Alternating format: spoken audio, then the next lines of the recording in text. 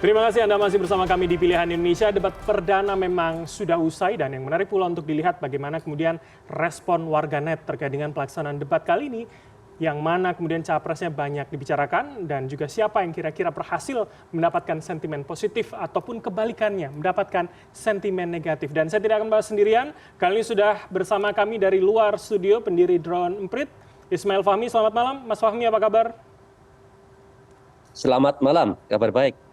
Baik, Mas Fahmi, jadi sudah adakah kemudian data yang bisa melihat paling tidak mana yang lebih banyak dibicarakan, mana yang lebih mendapatkan respon positif begitu, apalagi di saling sindir yang cukup banyak kalau bisa saya katakan begitu, Mas Fahmi? Ya, kita udah dapat datanya, barusan tadi saya kirim ke CNN ya grafiknya. Jadi pertama kita lihat dari data volume percakapan ya, paling mendasar. Yang paling besar mendapatkan data percakapan dari netizen itu adalah Capres 01 Anies Baswedan. Mendapatkan total, ini saya ambil data dari Twitter dan media online news, tapi Twitter yang paling dominan itu 48.000 percakapan, kira-kira gitu, minimal segitu. Kemudian yang nomor 2 adalah Prabowo Subianto, Capres nomor 2, mendapatkan 40.000 percakapan. Kemudian Capres nomor 3, Ganjar Pranowo, mendapatkan 21.000 percakapan, kira-kira begitu. Dan kalau kita lihat ya, berarti share of voice-nya ya, paling besar Anies sekitar 44%, Prabowo 36%, kemudian Ganjar Pranowo sekitar 20%. Nah, kemudian kita lihat dari sisi analisis sentimen. Analisis sentimen untuk Anies dan Ganjar, sentimen positifnya relatif sama, sekitar 64%. Ya. Kemudian sentimen negatif yang paling tinggi itu dari Prabowo, yaitu 41%. Sentimen positifnya hanya 48%. Ya.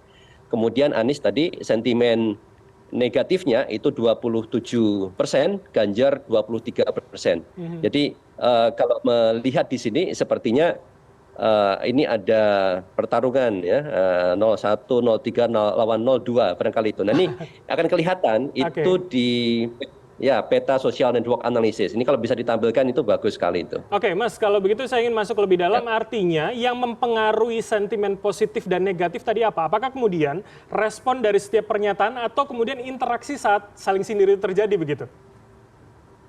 Sebetulnya yang menjadi sentimen positif negatif itu adalah respon pada saat terjadi percakapan ya. Dalam segmen-segmen perdebatan itu kemudian direspon langsung sama netizen. Ini yang menarik dari Twitter. Saya coba lihat juga itu di TikTok, itu nggak ngejar. TikTok itu model memang banyak di TikTok gitu. Kalau kita lihat dari Pak Prabowo paling banyak ya di sana.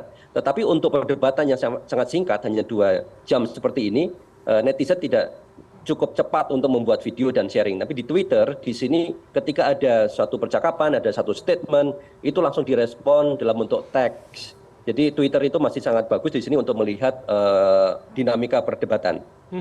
Oke, dan kira-kira apakah kemudian kita sudah bisa lihat kemudian siapa yang paling diuntungkan, siapa yang kemudian dirugikan, dan kalau biasanya kita melihat polanya ketika terjadi respon netizen, warganet begitu, itu akankah berdampak pada paling tidak popularitas dari masing-masing kandidat itu tadi, Mas Fahmi? Ini saya coba lihat ya dari peta social network analysis itu ada yang menarik ya dari peta SNA. Itu ada 4 klaster ya, harusnya kan ada 3 klaster ya, ada 4 klaster. Klaster pertama yang paling besar itu pro Anies, ya. Kemudian yang kedua pro Ganjar, yang ketiga adalah pro Prabowo. Dan tapi ada satu yang keempat itu yang jauh lebih besar dari mereka semua, yaitu yang mereka yang netral. Banyak sekali akun-akun yang mereka selama ini kalau saya perhatikan tidak pro salah satunya ya.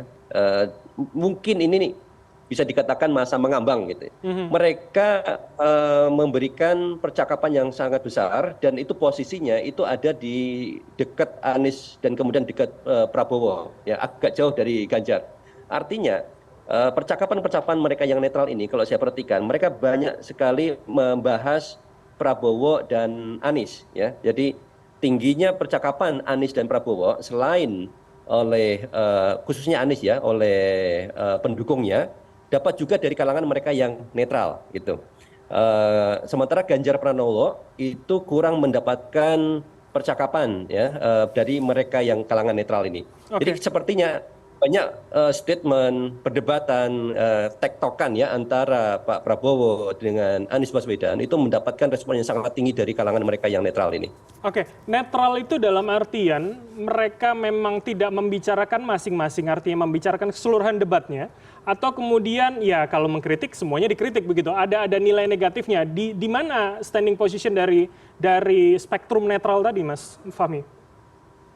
Ya, netral itu didefinisikan selama sebelum perdebatan selama ini ya. Banyak akun-akun yang mereka sudah memposisikan diri sebagai oke, saya pendukung Anies, pendukung Ganjar, pendukung Prabowo misalnya gitu. Tapi banyak sekali yang mereka tidak menunjukkan diri mendukung salah satu. Mereka ketika pada saat sebelum debat di media sosial, mereka bisa mengkritik siapapun gitu. Dan mereka cenderung tidak menunjukkan keberpihakan. Ini saya maksud dengan netral itu ya. Jadi netral itu lebih ke selama ini mereka belum menentukan posisi. Nah, ketika di peta social network analysis, biasanya mereka akan memberikan statement ya. Statement itu akan di-retweet oleh mereka-mereka yang menjadi teman-teman dekatnya ya, atau punya pemikiran yang sama. Dan ternyata mereka itu mengumpul gitu. Kalau mereka itu sudah punya standing position, misalnya mendukung ke salah satu calon capres gitu, dalam perdebatan itu mereka langsung sudah dikenal sama teman-temannya, sehingga akan di retweet, direspon, sehingga posisi mereka akan masuk di dalam klaster ini. Tapi yang netral ini tidak, dan mereka sangat besar ini.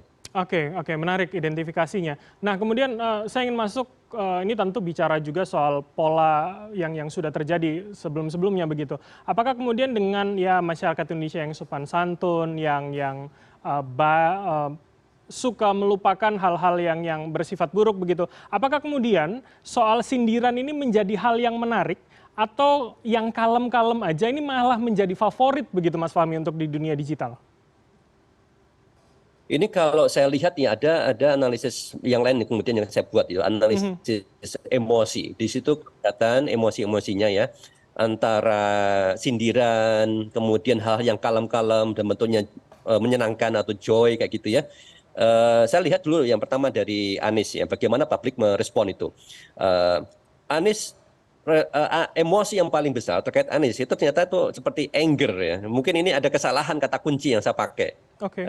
Saya masukin kata-kata kunci seperti gila ya, itu sebagai kata kunci menunjukkan kemarahan. Tapi ternyata di sini lawannya. Jadi banyak orang melihat ini sebagai respon misalnya gila Anies berani melawan misalnya itu Prabowo misalnya kayak gitu. Jadi ini lebih positif sebetulnya. Jadi ini menunjukkan ternyata tidak hanya hal-hal yang sifatnya joy saja atau menyenangkan dalam debat ini yang disukain. Hal-hal yang sifatnya kalau saya lihat di sini ekspresi keterkejutan mereka. Oke, baik. Anies yang selama ini dianggap terlalu banyak bicara kayak gitu, tugas ya. Dan juga Pak Prabowo ketika lihat emosi yang paling besar adalah memang joy ya, hal yang sifatnya santai, menyenangkan, dance, joget kayak gitu. Dan itu ada respon dari netizen, Pak, udah kalau seandainya emosi misalnya joget aja misalnya kayak gitu. Oke, baik. Jadi itu cukup tinggi juga. Ya, Oke, menarik sekali kemudian dinamikanya begitu, Mas Fahmi. Terima kasih, Mas Fahmi. Mungkin nanti di debat berikutnya kami akan minta lagi analisis dari Anda. Apakah masih sama dengan yang terjadi sekarang? Terima kasih sekali, Mas Fahmi, pendiri Downbeat telah bergabung sama kami. Selamat malam, sehat selalu, Mas. Selamat